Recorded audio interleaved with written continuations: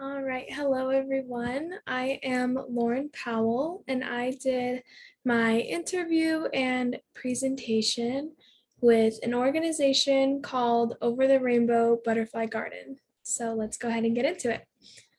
All right. So, Over the Rainbow Butterfly Garden's mission statement is a nonprofit that seeks to passionately serve families who have loved ones with developmental disabilities.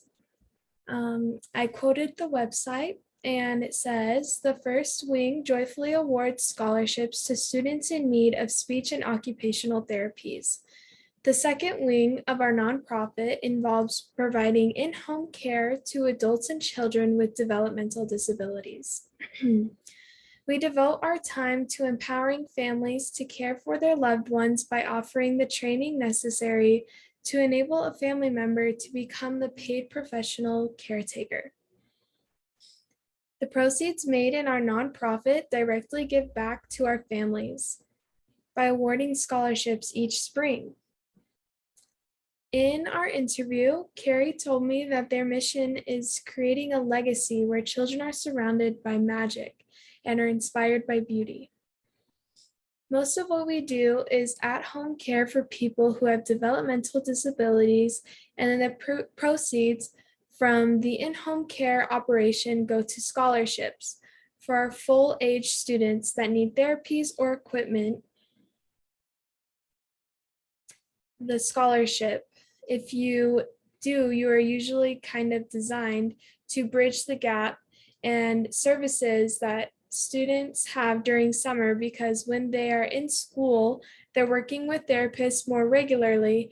And then during summer break, they don't have as much therapy. So they use our scholarship typically to do fun therapies like music therapy or horseback riding and therapies like that for summer camps. Overall, the mission statement is they are striving to provide care and treatment to individuals with disabilities to create an easier routine for them and their parents. All right. Over the Rainbow Butterfly Garden began in September of 2011.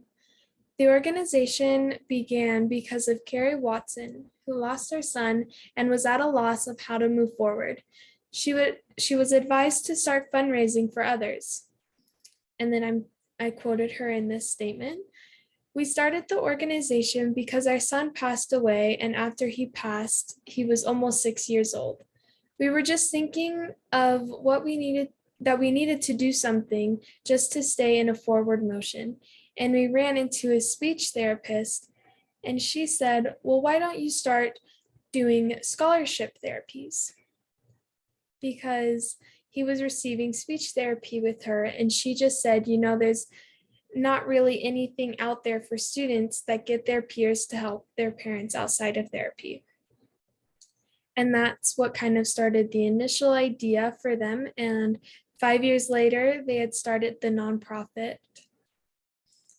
The community of the organization is based and is curated towards its Flagstaff, Arizona. All right, so I interviewed Carrie Watson, the president and CEO of Over the Rainbow Butterfly Garden. I chose her because I knew she would be able to give me the best and most important information about her organization. I also wanted to hear from the creator about her personal experiences that she had been through that inspired the wonderful organization.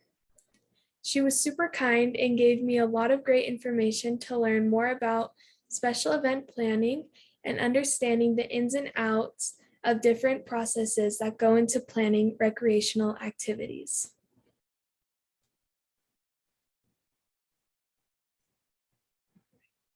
Carrie had a lot of great information regarding special event planning. The most important thing I learned about was their superhero event.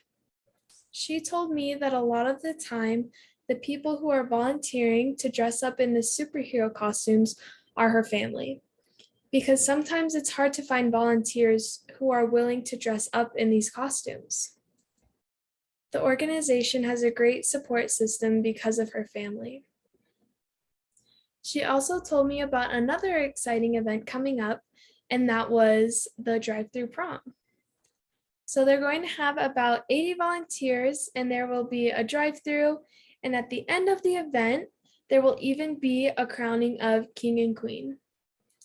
She also told me the organization has done a Pinewood Derby for a small fundraiser to learn how to raise money for those scholarships. They've sold engraved bracelets and dog tags and other things like that to help raise money. In order to learn how these events are set up, she said they went to a lot of already set up events as a vendor, like Pet in the Pines. She told me she plans her events around things that she believes her family would enjoy, and if it works, it works. Some advice she gave me was to keep going and keep trying. She stated that it's important to not give up on an event or yourself just because it might not have been exactly perfect. It is okay to learn what is going to work and how to adapt if something happens that wasn't expected in the planning of the event. Another thing I enjoyed learning about was how she would work around what she called the most difficult roadblock, and that was the weather. She said she had to adapt to different places for an event because the weather wasn't cooperating. Like when they moved the superhero event from Buffalo Park to the NAU Fieldhouse here in Flagstaff. But that came with its own set of struggles, like such as the organization wasn't able to provide any food, snacks, or drinks because Cisco has a contract with the entire campus saying that they have to provide all the food and snacks on the NAU campus. But nonetheless, she took all of those setbacks and learned how to adapt with them and keep a positive outlook on the specific event and keep it strong for many more years to come.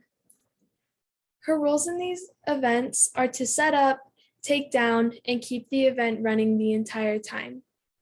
She has a lot of help from her husband and 18-year-old son as well.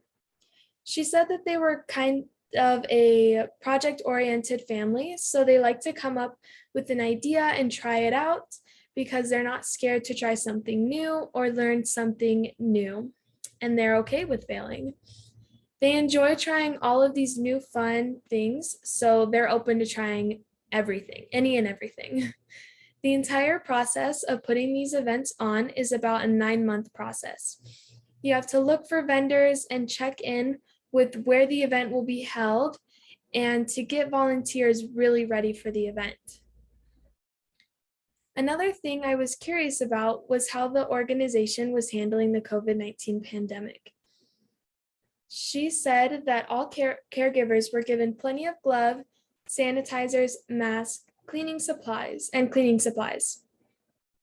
OSHA requires any type of in-home care agency to provide those things at an unlimited supply for your providers. They also tried out different in-person events that would then be turned into virtual events. For example, they did a geocaching event where the participants were encouraged to go on different geocache routes, and then you'd send in pictures of what you found to then later receive a prize in the mail from the organization.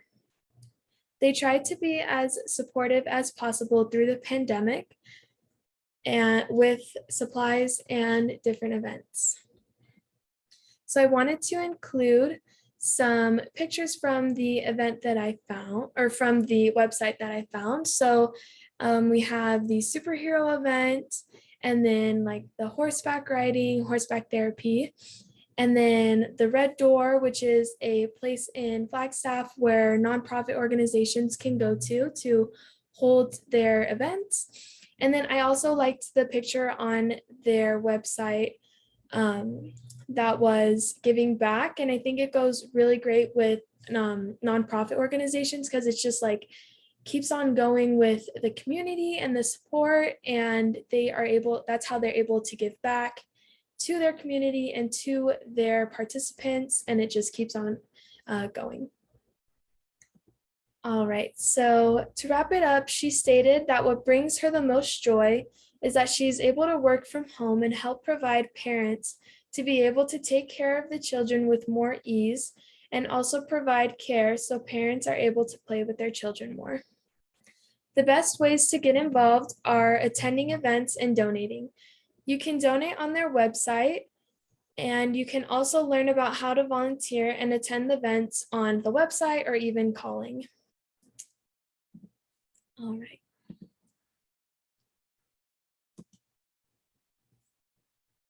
So to end, I just wanted to give a really big thank you to Carrie Watson for doing a wonderful interview with me and teaching me about the organization Over the Rainbow Butterfly Garden. I really appreciated learning all of this because I hope to do something like this for my career and work in adaptive recreation. It was really awesome to hear about the development in adaptive outdoor recreation and the nonprofit outdoor recreation. So again, thank you so much, Carrie. Thank you, everyone.